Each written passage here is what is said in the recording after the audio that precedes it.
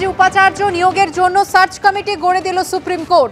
Supreme কোর্টের অবসরপ্রাপ্ত প্রধান বিচারপতি ইউ ললিতের নেতৃত্বে সার্চ কমিটি গঠন। উপাচার্য নিয়োগের জন্য মুখ্যমন্ত্রীকে 3 জনের নাম পাঠাবে এই সার্চ কমিটি। 3 জনের মধ্যে একজনের নাম চূড়ান্ত করে আচার্যকে পাঠাবেন মুখ্যমন্ত্রী। সংশ্লিষ্ট ব্যক্তিকে উপাচার্য হিসেবে নিয়োগ করবেন রাজ্যপাল। উপাচার্য পদে নিয়োগের জন্য রাজ্যকে বিজ্ঞাপন দেওয়ার নির্দেশ সুপ্রিম কোর্টের। বিজ্ঞাপনে সুপ্রিম কোর্টের আদেশেরও উল্লেখ করার নির্দেশ। বিজ্ঞাপন থেকে নিয়োগ 3 মাসের মধ্যে গোটা প্রক্রিয়া শেষ করার নির্দেশ। রাজ্যে উপাচার্য নিয়োগের জন্য সার্চ কমিটি গড়ে দিল সুপ্রিম কোর্ট। সুপ্রিম কোর্টের অবসরপ্রাপ্ত প্রধান বিচারপতি ইউ ললিতের নেতৃত্বে সার্চ কমিটি গঠন করা হলো। উপাচার্য নিয়োগের জন্য মুখ্যমন্ত্রীকে 3 জনের নাম পাঠাবে এই সার্চ কমিটি। বিস্তারিত জানবো, কথা বলবো আমাদের প্রতিনিধি বিজেন্দ্র সিং এর সঙ্গে। বিজেন্দ্র, কি জানতে পারছো এই সার্চ কমিটিতে কারা কারা থাকবেন এবং উপাচার্য নিয়োগ কোন প্রক্রিয়ায় হবে? দেখো, যে প্রক্রিয়া আজকে সুপর্ণা ঠিক করেছে সুপ্রিম কোর্ট, সেটার মধ্যে তারা জানিয়েছেন কি একটা হলো কি সার্চ কম সিলেকশন কমিটি গঠন করেছে সুপ্রিম কোর্ট, যার মাথায় রাখা হয়েছে former chief justice of India justice U ললিতকে। তিনি চেয়ারপারসন থাকবেন এবং তার আন্ডারেই এই সিলেকশন কমিটি কাজ করবে। এবং এই কমিটির মধ্যে যেটা সুপ্রিম কোর্ট আজকে অর্ডারে বলেছে, তার মধ্যে বিভিন্ন সাবজেক্ট এক্সপার্ট গুলোকে রাখা হয়েছে, যেহেতু ভিসি অ্যাপয়েন্টমেন্টের কথা রয়েছে। তো বিভিন্ন সাবজেক্টের এক্সপার্ট গুলো এখানে রয়েছেন, history, sociology, English, computer science, engineer, কিছু প্রাক্তন আমলাদেরকে রাখা হয়েছে। এবং তার সঙ্গে সঙ্গে এটাও আজকে সুপ্রিম কোর্ট বলেছে যে যদি চেয়ারপারসন যিনি ইউ ললিত, তিনি যদি মনে করেন কি কোনো ইউনিভার্সিটির ভিসি সিলেকশনের জন্য আরো কিছু ডোমেন এক্সপার্টকে রাখতে হবে কমিটিতে, তিনি সেটাও বেছে নিতে পারবেন বাইরে থেকে। সেটার জন্যও তাকে লিবার্টি দিয়েছে সুপ্রিম কোর্ট। তার সঙ্গে সঙ্গে রাজ্য সরকার বা গভর্নর বা ইউজিসি থেকে যে নামগুলো এসেছিল, যেটা এর আগে প্রস্তাব চেয়েছিল সুপ্রিম কোর্ট, তার মধ্যেও কয়েকটা নামকে রাখা হয়েছে এই কমিটির মধ্যে। এবং সুপ্রিম কোর্ট আজকে বলেছে সুপর্ণা 3 জনের প্যানেল ঠিক করে দেবে search and selection committee alphabetically, অর্থাৎ সিনিয়রিটি ওয়াইজ না, নাম ওয়াইজ যে অ্যালফাবেটিক্যালি রয়েছে তাদের 3 জনের প্যানেল ঠিক করে মুখ্যমন্ত্রীকে এই কমিটি পাঠাবে। এবং সেই 3 জনের মধ্যে মুখ্যমন্ত্রী একজনকে বেছে নেবেন একটা ইউনিভার্সিটির জন্য, এবং সেই নাম তিনি রাজ্যপালকে পাঠাবেন অনুমোদনের জন্য।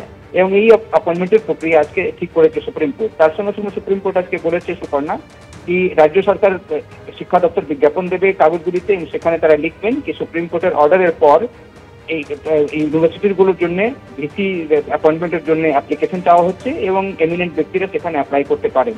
সুপ্রিম কোর্ট আজকে এটাও বলেছে কি কেন তারা বলছেন কি অর্ডারের কথাটা লিখতে হবে, তার কারণ তারা বলেছেন যে অনেক বিশিষ্ট ব্যক্তি রয়েছেন যারা হয়তো আরো কনফিডেন্স পাবে অ্যাপ্লাই করার জন্য, তাই এটাও অর্ডারের বিজ্ঞাপনের মধ্যে মেনশন করতে হবে। সুপ্রিম কোর্ট এটা জানিয়েছে সুপর্ণা আজকে এই পুরো প্রক্রিয়াটা 3 মাসের মধ্যে কমপ্লিট করতে হবে, অর্থাৎ যেদিন বিজ্ঞাপন দেওয়া হবে এবং যেদিন অ্যাপয়েন্টমেন্ট করা হবে এটা 3 মাসের মধ্যে যেন করা হয়, সেটাও আজকে সুপ্রিম কোর্ট বলেছে। এরপরেও সুপ্রিম কোর্ট একটা রুম ওপেন রেখেছে সুপর্ণা কি যদি এরপরেও দেখা যায় কি একটা নাম যখন মুখ্যমন্ত্রী পাঠাচ্ছেন রাজ্যপালকে এবং তিনি সেটাতে রাজি হচ্ছেন না বা ভিন্ন মত দেখা যাচ্ছে মুখ্যমন্ত্রী এবং রাজ্যপালের মধ্যে, তাহলে সেটা নিয়ে সুপ্রিম কোর্টের কাছে আবার আসতে পারেন কোনো দুপক্ষের মধ্যে কেউই, এটাও আজকে সুপ্রিম কোর্ট বলেছে। তবে 30টা থেকে বেশি স্টেট ইউনিভার্সিটি রয়েছে সুপর্ণা, এবং তাদের মধ্যে কিভাবে অ্যাপয়েন্টমেন্ট করা হবে এটা জটিলতা দেখা গেছিল।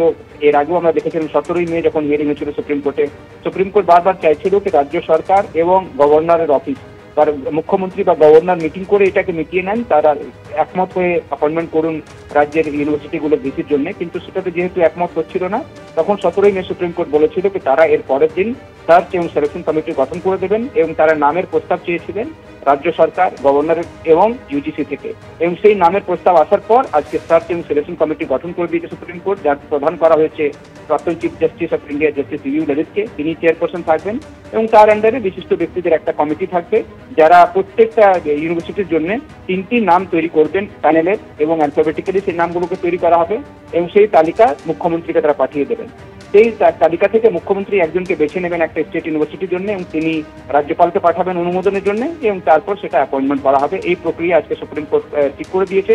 এখন দেখতে হবে সুপর্ণা কি কবে বিজ্ঞাপন দিচ্ছে রাজ্য সরকার এবং কখন থেকে যে স্টেট ইউনিভার্সিটিগুলো বিভিন্ন জায়গায় যারা অ্যাডহক ভিসি গুলো রয়েছেন সেখানে পার্মানেন্ট ভিসি অ্যাপয়েন্টমেন্ট করা হচ্ছে। ধন্যবাদ বিজেন্দ্র।